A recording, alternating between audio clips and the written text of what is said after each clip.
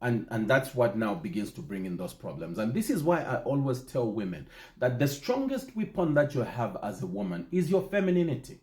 If you want this to disarm a man, be feminine. If you want to get anything from a man, if you want to have your way with a man, be feminine.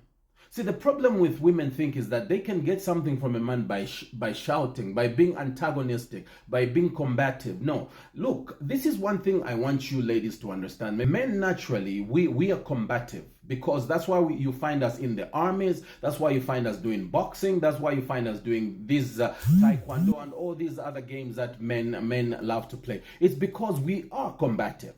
So when we are men to men, that's how we handle each other.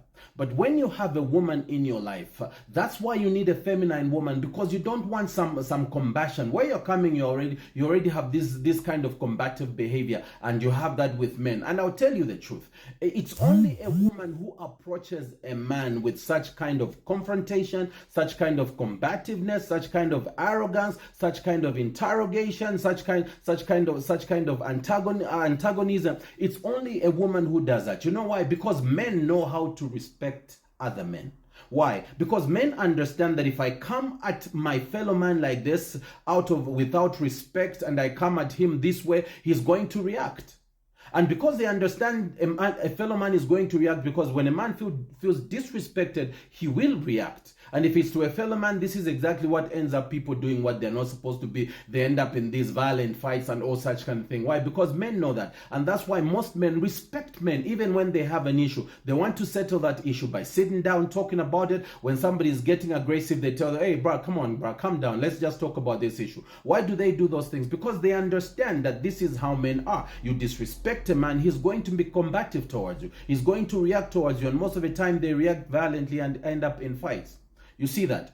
But a woman doesn't understand that. Actually, women overreact more than men do towards their men.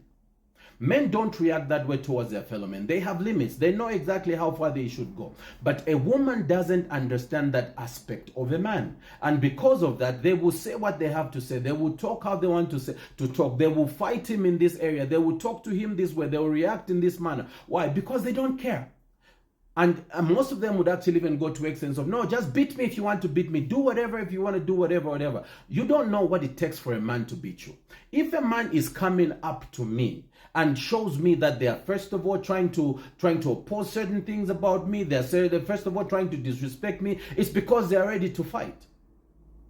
And that's the reason why men come like that. The reason why men don't do that to their women is because it's not because they don't have the ability to do that. It's not because they cannot do that. It's not because they're not driven so far by women that they would want to end up doing that. They actually are. But the reason why they do not do that is because they understand, this is my woman. I'm supposed to give her love. I'm supposed to be tender with her. I'm supposed to be kind to her. I'm supposed to be affectionate. I'm supposed to be romantic. I'm supposed to love her a certain way. Now, if the person that you are supposed to give all this to is the one that is antagonizing, that is combative, that is looking that you actually end up looking at as your fellow man, it becomes difficult for a man to express his masculinity over his woman. For a man expressing his masculinity over his woman doesn't mean he's taking advantage of her, or he's going to brood over her, or to lord it over, or to rule over her. No, it simply means that this man is going to understand, this is my woman, and he's going to handle her like his baby.